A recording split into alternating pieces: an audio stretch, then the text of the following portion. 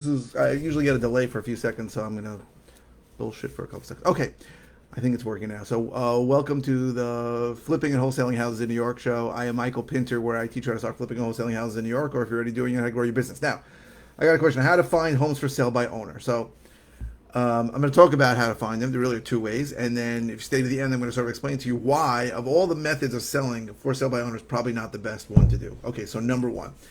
Obviously, the number one way to find homes for sale by owner is to drive an area that you're looking to buy and to see a sign that says for sale by owner, right? That was the only way, for water, of course, I don't have.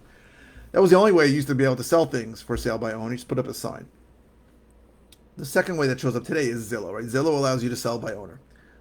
So you go to Zillow and you look for something that's for sale, but it's not sold by an agent. You can look down on the right side and see if it's listed with an agent. Now, the idea is, and this is one of the things I'm going to discuss at the end. If you stick around, well, I'll tell you why it's not such a good idea. Is you might be able to find a deal, right? You might be able to find an owner who doesn't really understand how much the properties are worth, and who may be asking for a lower price. What I find is, because I try and call when I see for sale by owner signs in front of a house, I call them. Very often, very rarely do I get an answer. Now, the reason why that happens is because a lot of times the people aren't selling it by owner anymore, or that sign's been out for 2 years and they just don't respond anymore. That happens so many times I can't even describe. Also, and we'll talk about this at the end, the thinking for somebody selling by owner usually isn't exactly the smartest way to do it. There's somebody in my neighborhood right now, near where I live, who's selling his house by owner. I went, I got to see it. I couldn't pay the number that he already had an offer on, but my thinking was it was not a good idea. So, I'll get to why in a couple of minutes. Now, the thing you want to do when a house for sale by owner is you want to go see it. It's really important. If a guy doesn't want to show you a house for sale by owner, then you don't have anything to worry about, because he's probably never going to sell it anyway, unless his price is so low. Now, again, I had to change the way I thought about real estate when I became an investor, because I used to think that real estate wasn't a commodity. This was some house, and it had a location, it had a condition, and if something wasn't selling, wasn't selling because maybe it was a crappy location or a crappy condition or both. But here's the truth: the truth is, real estate is a commodity today. Due to the internet, we pretty much have an incredibly efficient exchange of information. And if a house is not selling, it's only selling for one reason. That's because the price is too high. So I'll give you an example. No matter what, in my area, if you have a house, so I'm talking about pretty much anywhere in Nassau County, if you have a house, almost everywhere in Nassau County, for sale, even if it's a complete knockdown, if it's on a buildable lot, it has a value, 100, 150, $200,000, sometimes more, depending on what new construction house that you're going to build there, that you can legally build there, will go for. So the idea that this house is terrible, or this house is in terrible condition, is absurd, right? Because if someone dropped the price to $100,000, they'd sell it in 5 minutes. So because, again, of the efficient exchange of information, anybody looking to buy a house there can buy it, right? And you have to think of it that way, right? Everything's a function of price, which is another reason why I almost never buy properties that are listed for sale on the multiple listing service. So I get people calling me, or I call people, reach out, and they say, "Oh, my house is listed for sale for $500,000." I go, "How long?" Someone says it's listed for 2 months. If some house is listed for 2 months at whatever price, let's say in this example $500,000, I can tell you that the retail value is less than $500,000. That's a fact. I can also tell you that the seller wants somewhere around that price. So I know that it's not worth it, and that's what the seller wants. So in general, when a seller calls me, or I speak to a seller on outbound marketing, and they say the price is listed, I go, "Listen, if it's listed for sale, we're probably not going to be a good fit." And I get tons and tons and tons of people learning the business who tell me, "I found this great deal, it's listed for sale." And I go, "Listen, if it's listed for sale, it's probably not a deal." And they're shocked. Shocked. Why not? What if it's listed too low? And that's my answer is always the same. If it's not selling at that price, it's not worth that price. Now, there could be other factors and reasons why, but it's not worth that price. And the seller wants. So we know two things, right? We know, and I'm not saying if it was listed a minute ago, if it was listed a day ago, even a week ago. Somebody's listed for months in today's market at price X and it's not selling, you know now that it's not worth that because it hasn't sold for it, and that's close to what the seller wants. That usually indicates you're not going to buy it at enough of a discount to make money. That's it, right? Because you can't pay retail price. Let's say the house is asking $500,000 and it's worth $500,000. And for some reason, let's say they won't show it because there's a problem with it. And really, you still can't pay what that price is because you can't pay retail if you're going to make money as an investor. That's a simple fact.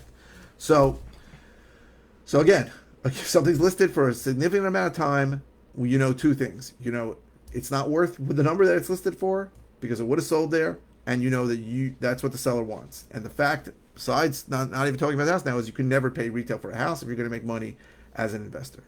If you want to move into it, maybe, but not as an investor. So there really are three ways to sell a house, right? There is one, listing it, and 90% of the properties get listed with an agent on multiple listing service. That's most properties. Two is sell to an investor, and three is listed for sale by owner. Now, the last one, which is what we're talking about today, listing for sale by owner, is probably, in my opinion, the absolute worst way to sell a house because chances are, well, thank you, Atif, I really appreciate it. Chances are, you could sell your house with an agent. Now, the usual thing I get from people is, well, I don't want to pay an agent's commission. And that's a foolish way to look at it. Thanks. Because here's the truth. Today's market, you don't know how high the prices can go. I'm selling properties much more than I thought it would be. Much when I thought, higher than the number I thought it would be. So what happens is you list your house for sale. You have a number in mind. You have no idea if that's the right number or not. And then someone gives it to you and you think you did great. And I've seen dozens of situations like that where people sold their property like that and left 50, 60, 80, $100,000 on the table because they didn't know.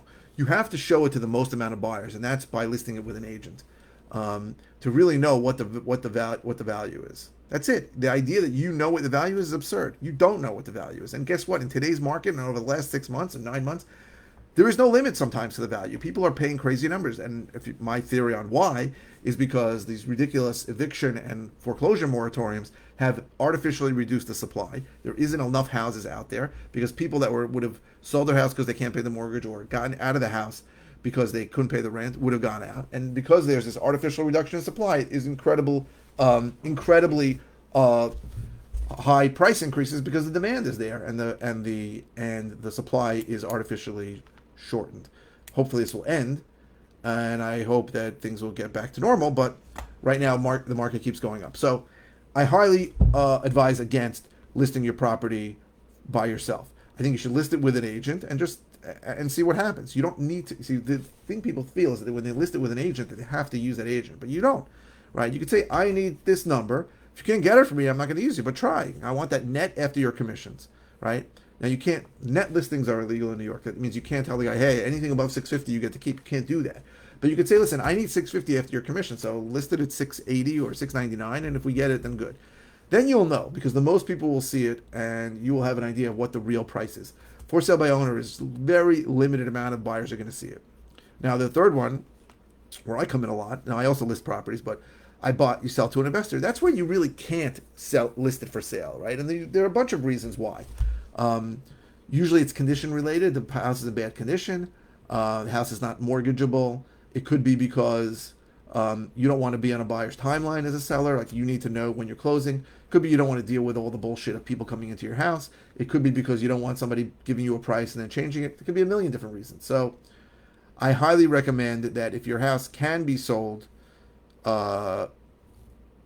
listing with an agent, that you list with an agent. And if it can't, then call an investor like me or somebody else. It's fine.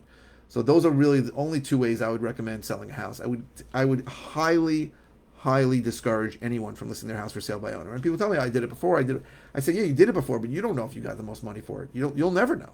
You'll never know, right? Because you had some number in your head, blank X, whatever the hell it was, and let's say you got it. You still don't know. You could have got more. And by listing it on multiple listing service with an agent, even after you're paying the agent's commissions, you should get the highest price by far. So that's my theory on listing a house for sale. Don't do it, but if you see something for sale, go look at it because you might be able to get a good deal on it because the seller may not know. So it works two sides of the same coin. I hope this was helpful. If you're interested in all the ways I can help you, go to howtoflipnewyork.com. If you are interested in my course that teaches how to do what I do, go to howtoflipnewyorkcourse.com. If you are interested in finding out information about one-on-one coaching, which is priced so cheap that it's embarrassing, you should go to coaching.howtoflipnewyork.com. If you are watching on YouTube, please subscribe. If you are watching on any channel, please click the thumbs up. The likes really help me, so I appreciate all of them that I've been getting. A lot more people have been seeing my videos, so thank you. And please keep the comments coming. I post 5 times a week, And very often I don't know what the hell to say. So the comments help me by giving me material. If there's no bad comments, you can ask any question on anything. It doesn't have to be pertaining to the current video. And I try and answer every comment. If it's a simple answer, I'll just reply. If it's something that I covered in depth or recently, I'll send you a link to the video. And if it's something that I haven't covered in a while or I haven't covered at all, I'll do a video on it. So thank you very, very much for watching.